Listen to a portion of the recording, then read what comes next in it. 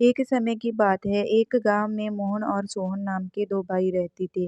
उनके माता-पिता कुछ समय पहले ही एक दुर्घटना में चल बसे थे। अब दोनों भाई ही एक दूसरे का सहारा थे। मोहन सोहन से बड़ा था, इसलिए मोहन अपने भाई की हर जरूरत पूरी करना अपनी जिम्मेदारी मानता था। वह चाहता था कि सोहन अच्छा पढ़ लिख कर नौकरी करे, इसलिए मोहन दिन रात मेहनत करके पैसे कमाता था और उन पैसों से सोहन की पढ़ाई का खर्चा उठाता था। मोहन एक कारखाने में काम करता था। कारखाने का काम खत्म करके वह चाय की दुकान खोलता था ताकि कुछ और पैसे कमा सके, जिससे मोहन की फीस और उसकी जरूरतें अच्छे से पूरी कर सके। मोहन सुबह जल्दी कारखाने जाता था, इसलिए वह जल्दी उठकर घर का सारा काम करता था और दोनों के लिए खाना बनाकर रख देता था ताकि सोहन को पढ़ने में कोई दिक्कत न आए। इस तरह दिन बीतते गए और सोहन की स्कूल की पढ़ाई पूरी हो गई। अब उसने मोहन के सामने कॉलेज जाने की इच्छा जताई। मोहन के लिए कॉलेज की फीस भरना थोड़ा मुश्किल था, लेकिन फिर भी वह सोहन की बात मानता चला गया ताकि उसकी पढ़ाई ना रुके।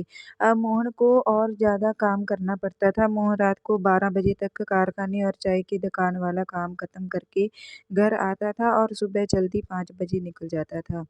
इस तरह समय गुजरा और सोहन ने अपनी कॉलेज की पढ़ाई जारी रखी। वह कॉलेज में अच्छे से पढ़ने लगा। इधर मोहन दिन रात खून पसीना एक करके पैसे कमाता था। मोहन की नींद पूरी नहीं होने से वह कुछ बीमार सा रहने लगा था। फिर भी वह हर हाल में काम करता रहा। उसके मन में एक ही उम्मीद थी कि सोहन पढ़कर बड़ा आदमी बनेगा तो सब ठीक हो जाएगा और उसे इतना ज़्यादा काम भी नहीं करना पड़ेगा। इस तरह से 3 साल बीत गए।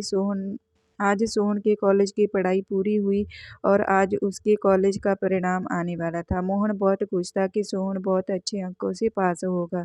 मोहन उस शाम को मिठाई लेकर जल्दी घर पहुंच गया और घर जाकर सोहन का इंतजार करने लगा।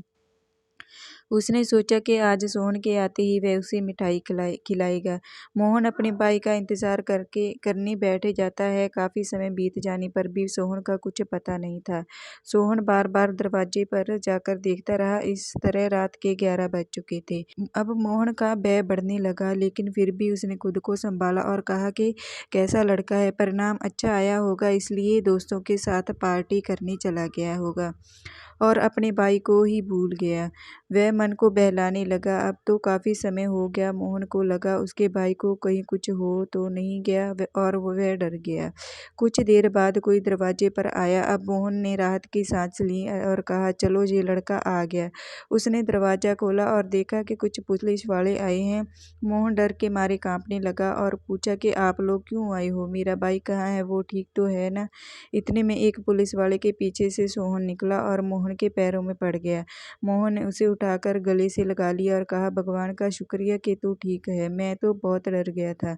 इतने में एक पुलिस वाला कहता है कि मोहन जी, आप बहुत भाग्यशाली हैं कि आपके पास सोहन जैसा भाई है। सोहन ने आज वो कर दिखाया जो हर कोई नहीं कर पाता है। इसने अपनी कॉलेज की पढ़ाई के साथ पुलिस की भर्ती की तैयारी भी की थी। आज उसके परिणाम भी आए हैं। सोहन ने दोनों परीक्षाओं में बहुत अच्छे अंक प्राप्त किए हैं। कुछ दिन बाद उसकी ट्रेनिंग शुरू होगी और फिर नौकरी पक्की हो जाएगी। जय सुनकर सोहन ने कहा कि भाग्यशाली तो मैं हूँ जिसने ऐसा भाई पाया है। इन्होंने मेरी हर जरूरत को पूरा किया है और इसके लिए कड़ी मेहनत की। लेकिन अब समय आ गया है कि ये आराम करें और मैं इनकी हर जरूरत पूरी करूँगा।